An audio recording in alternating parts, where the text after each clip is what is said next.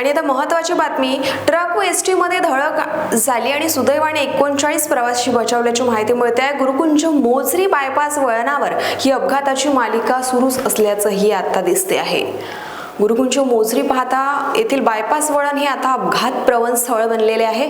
शुक्रवारी सायंकाळी 5:30 वाजता भरधाव ट्रकची लालपरी एसटीला धडक बसली। त्या जवळपास 39 प्रवासी सुखरूप बचावल्याची माहिती आता मिळते आहे।